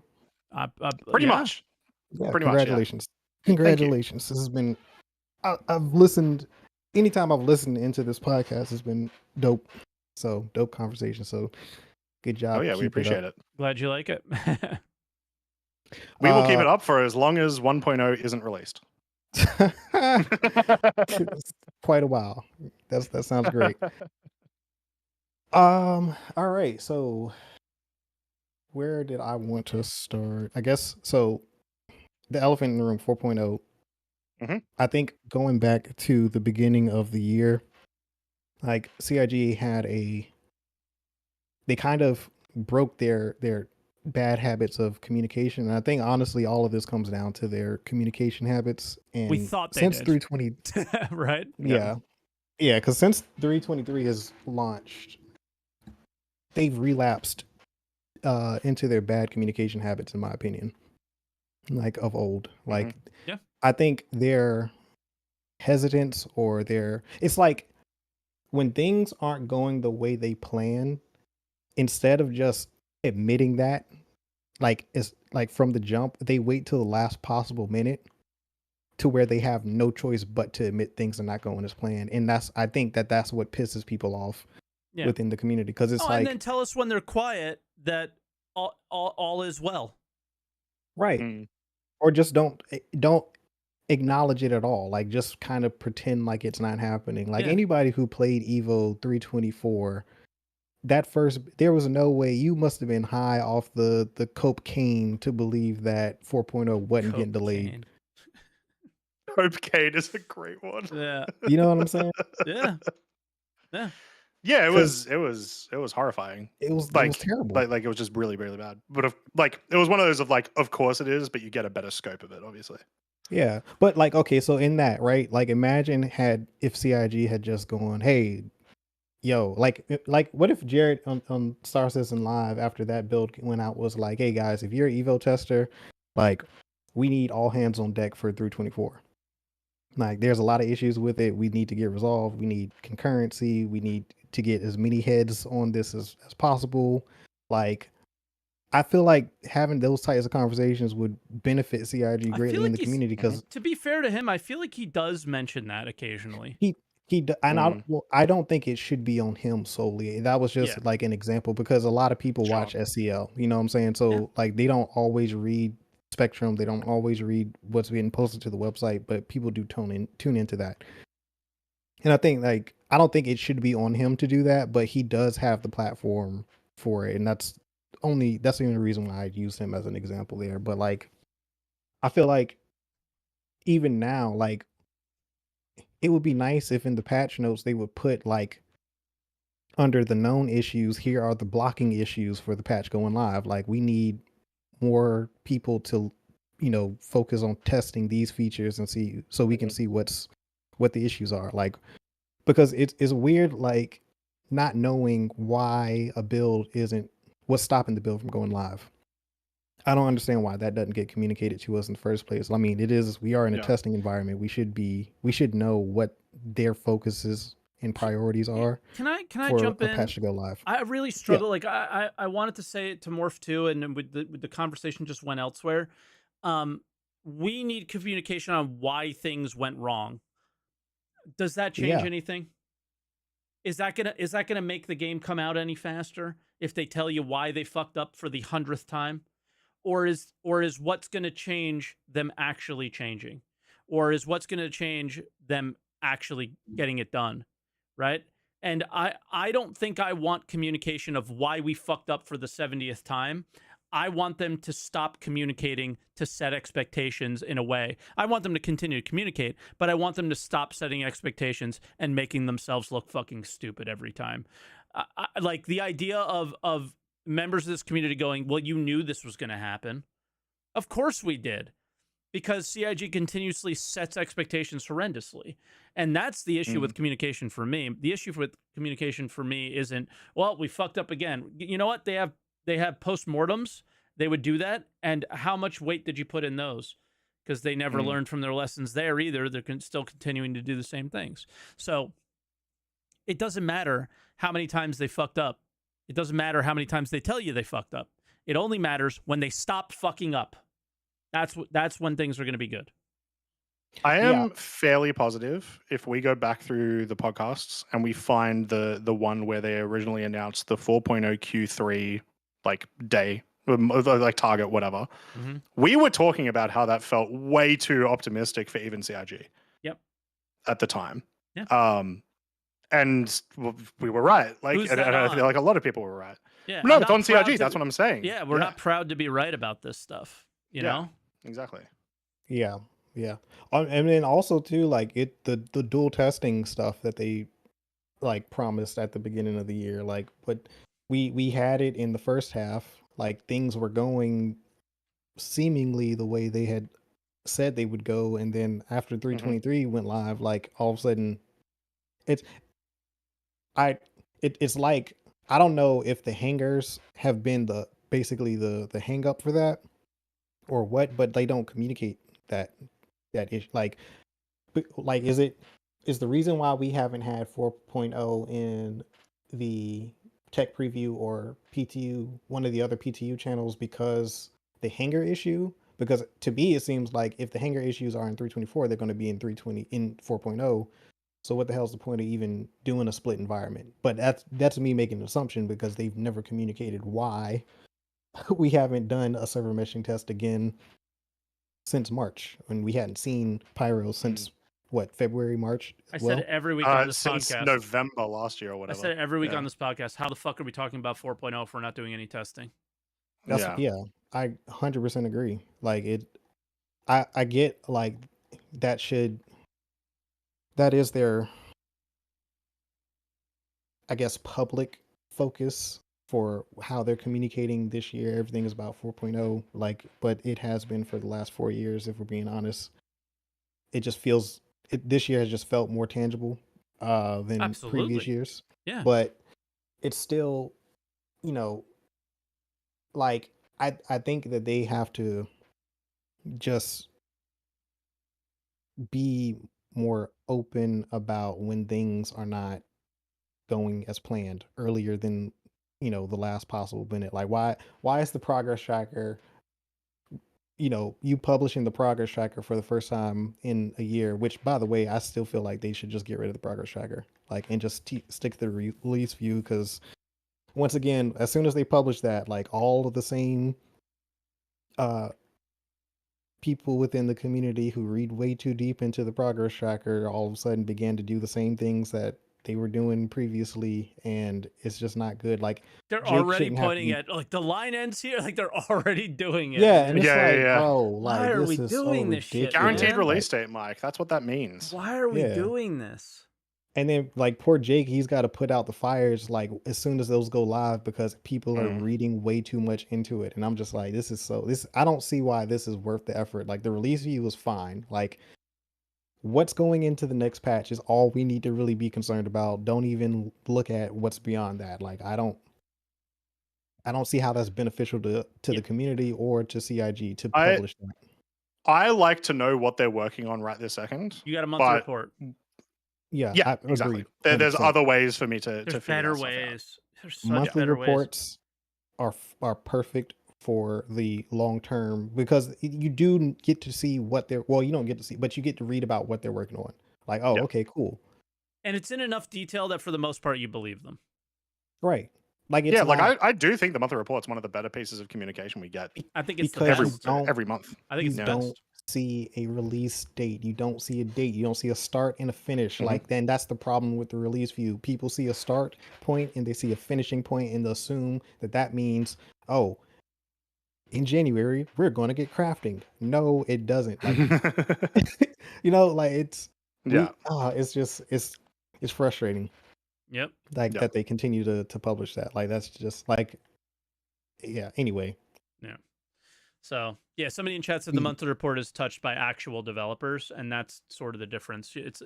I think it's definitely getting edited, but I don't think that it's being as edited as a ISC, SCL. Hey, let's talk about that, you know, whatever. So I think they're putting out what they're comfortable talking about, what they're working on. They give details on how it works. I think the radar stuff has been super interesting and cool to read over the last couple of months. And yeah, just that's the best. And you get that. And then Jared gets to take that and go, well, oh, now we're capable of showing it, and then you get Yeah. an ISC on it. It's a And really it's been nice cool. little system, and then you get the SCL where you get to ask questions about it. So like, I don't want to shit on the way they've communicated in their content. I think this has been the best year as far as that's gone, as far as As feature, month report maybe, feature on ISC, questions later. Everyone gets their clarifications for the most part, and then we move on to the next thing. And I thought that went well. Yeah. I think what might be a better way of framing it is they've put a lot of weight on 4.0, even 323, 324, certain features and certain patches. And it's like, it feels like the issues have not gotten as much of attention as the cool things, I guess. And that's an issue for us as daily players. Yeah. Yeah. No, for sure. Like the monthly reports, ISC, SEL all year have been great. This has been the best year for those 3 platforms specifically. Like if they continue to do that, like that's going to be good. It's just the other areas like outside of that. Because to be fair, like on ISC, right? That's all of that stuff is recorded ahead of time. So it's not like Jared has any time to like make edits or revisions, but he shouldn't have to. Like that's not what that's for. That stuff works fine. It's just when a patch is in the PTU and it's not like 324, it has not been going as planned. Like I don't understand why they will not say that.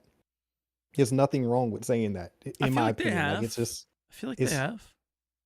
Well, I think they have now, like closer to, because now they know that there's no possible way that they can get 4.0 in testing in Q3 either. So we're gonna hit September, and maybe by the end of September we'll have a 4.0 in Evo possibly, but that window's starting to close. But I mean, it doesn't really matter. Like at the end of the day, like they've got to figure out how they can set expectations correctly going forward for the community. And like they've hit a wall where they, at least for me, you don't start delivering, you're never gonna, your expectations are never gonna mean anything to me. Yeah. And then the community as a whole is beginning to have the same sentiments as well. Yeah. But like at some point, like that shit might start affecting their CitizenCon ticket sales, and that might be the thing that. Well, they're already basically sold out, so it won't affect that this year at the very least. What I'm saying? I saw somebody say boycott CitizenCon in chat, and I'm like, okay, these people that are like, don't buy ships, boycott CitizenCon. That's no not money the to answer. pyro. Yeah, like that's not the solution to this problem, guys. Also, I don't go to CitizenCon for Cloud Imperium games. I go there to meet all my friends. Like, what are you talking? I'm not boycotting my friends. Yeah, like what? Right, like fuck? Yeah, you're boycotting the community at the end of the day because it is a community being put on by CIG. But like, that's weird. But I mean, this happens. We hit this point every summer, right before CitizenCon, in some shape or fashion. Whatever builds on live is in a terrible shape. Whatever's in the PTU is like in whatever shape it's in. The hype and all of the stuff that they're really wanting to talk about, they don't talk about because it has to be presented at CitizenCon. Like I heard somebody said something about like on the progress tracker there's a lack of features, and it's like, well, yeah, because they're going to talk about all that stuff at CitizenCon. After CitizenCon, then they'll add those other features that you don't see on the progress tracker right now with their made updates and the whatever, and it just, who cares? Who cares? So, I just can't wait to be like in that PTU, and then like you're like, oh wow, that feature's smooth. Until we're there, it's gonna be hard. It's gonna be tough. But all right, Gumbo, we're approaching the 10-hour mark, and we got one more caller. So let's try to give him 10 his hours. time. Damn, it's been a long 2-hour mark. 2-hour mark, and we have 10 minutes. 10 minutes. We talked for more for 8 hours. It was crazy.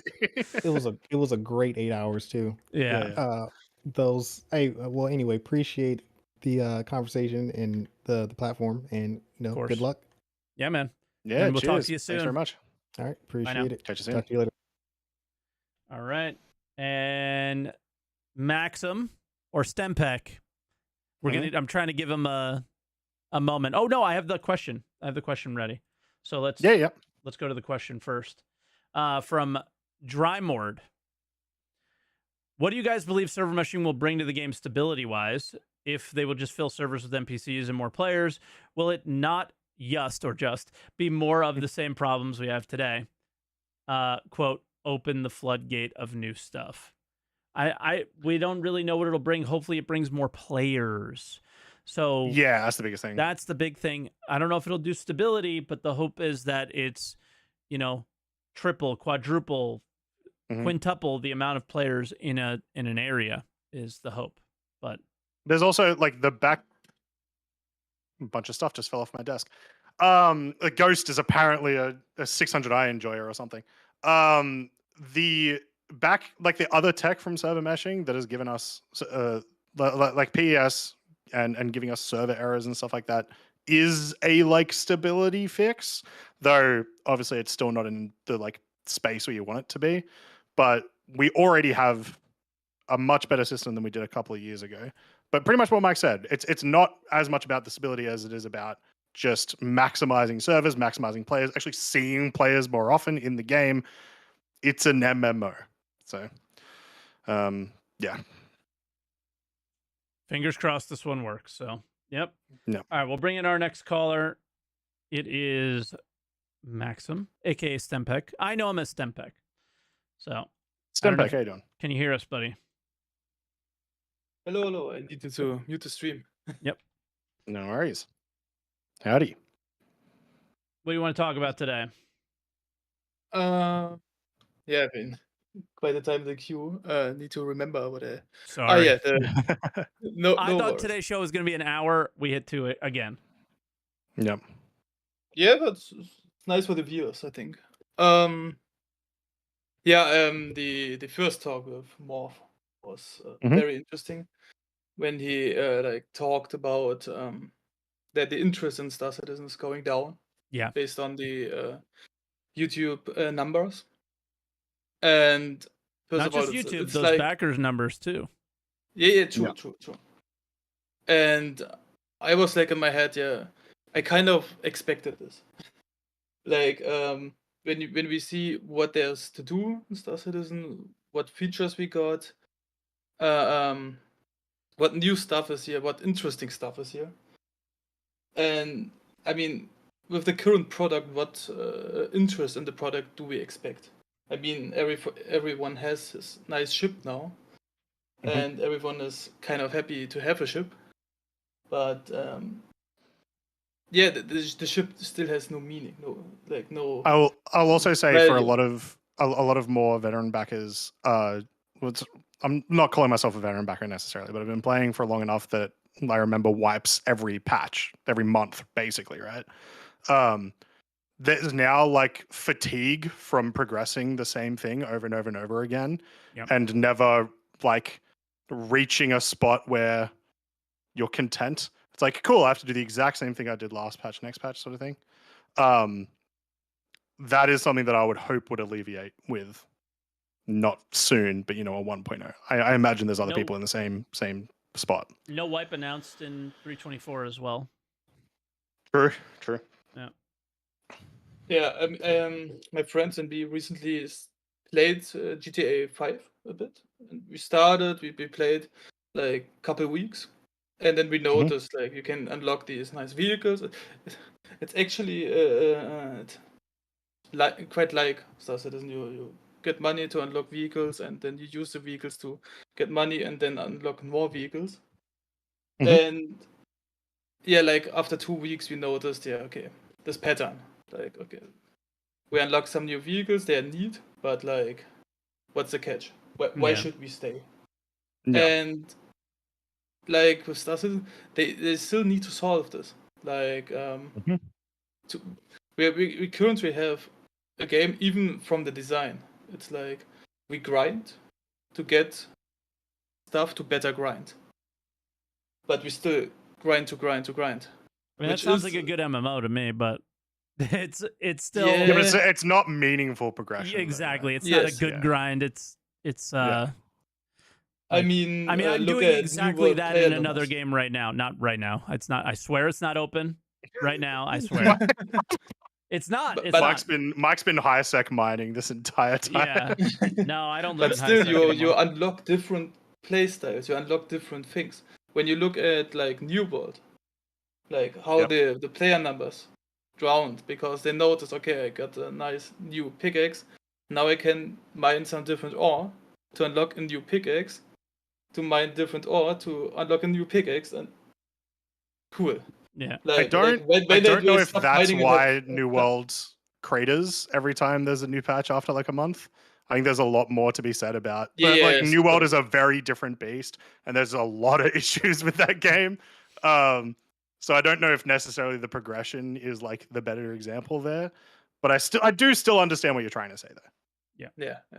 I think it's again about progression, but I think when I look at old games like a Gothic series or even like the old Battlefront games and stuff, it wasn't about unlocking always. It was what we are like the stuff we already had was fun, and we Yes. have Yeah. this in Star Citizen. No. Right now. For But some there's people, still some no- people argue yes, but Yeah, most sure. people I mean, will argue no. mining is different and can be fun. Like the fighting game Yep. can also be fun. But there's still something missing. And to get back to Morpholis, I still think like when I see the current product and what they delivered this year, I when he opened the funding dashboard and showed us how much revenue Star Citizen made or how much pledge they got, I was actually amazed that they are still on schedule because I thought like, what the hell are people buying right now? The completely overpowered Hornet F7A Mark II, things like that. But didn't they bought it in Q1, Q2, or when did it release? Well, Q2, I think. I think we were still kind of hoping on 4.0. What was the big, what was big stuff for IAE This year's or last year's? this year's? You mean Invictus? Invictus, excuse me. The big boy, the Drake big boy, was a huge one. Ironclad, yeah. Cool concept. Yep. Yeah. And then I forget what came out, which is not a good sign. Yeah, this is Polaris. what I mean. Like, what the hell are people buying? I mean, we're again talking about a concept ship. Yeah. The one thing we Yeah. remember is a concept, so like JPEGs and an idea. I really liked think that idea, though. That was the only idea I've liked in a while, was the Ironclad. I think it's blatant power creep. I mean, I liked it. I liked it specifically from its shape, because I've run way too much cargo to know that ramps are fucking stupid, and I wanted something that was shaped exactly the way that is. That and the Galaxy. I think it's the Galaxy. It's very yeah. it's very raft like in like real world actual utility, Yeah. and it makes sense, Yeah. Yep. That's why I liked it so much. Is it? Why I made said sense. it's power creep is because it has a quad size 5 turret. Yeah, it is like power the creep. assault variant, and I think that that's a Redeemer strapped onto a cargo ship. Yeah. I mean, Like- we've talked about it before. I Yeah. hope it's not power creep in that they just make it really bad for solo players, and then it'll be fine. Yeah, sure. But yeah, Yeah, we'll see. Yeah, And I would say, I mean, I would say last topic, Yeah. and then we'll get going for you. yeah, I just think that's this time of the year again. I mean, we Sure. kind of always have around these months these conversations. Yep. I think we already had last year. I think we talked about the same Yeah, we didn't only have one patch last year, though. Yeah. it certainly felt like it. Yeah. With I think it was with like 2 or 318, but something. But yeah. Last thing, my guess for 4.0. I think it's we maybe see something after CitizenCon, not a release, but like a new tech preview or something, where they see, hey, you can actually play it. It exists. Yeah. Like last year. Yeah. And then the release probably January or February, maybe even later. I mean, Maybe. With what it still has to get to We haven't tested Ibukati, once. PTU, Yeah, and it isn't really tested. Yeah. Who knows? We haven't tested it once, so we have no idea. And I expect it to take a really long time to test it again because they have all the features in it. They need to work together with like technical stuff and so on. This will take time, and I think it will take like from now a bit under half a year, which is not so promising, but it is what it is.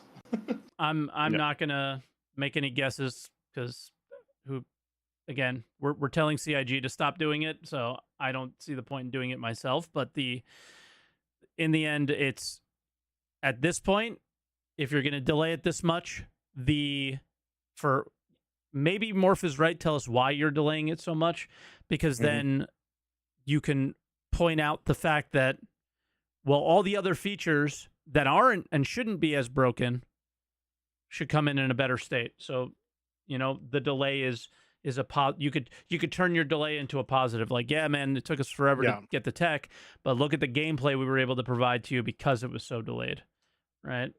The only thing they've done with that so far is, oh man, look at how long it took for us to get hangers in. Here's a search bar. That's the only time they've used that. Don't be ragging on the search bar. Best feature implemented in the last 5 years. Fuck that thing. Who cares? It's you already have a filter. You're fine. It needed better functionality, and we got a search bar. So I don't know. I mean, you said last point, but what I wanted to mention, what I just remembered, is like the how they talk to us, and you just notice how it gets less and less and less. Even from bar citizens, you get less infos. You're like.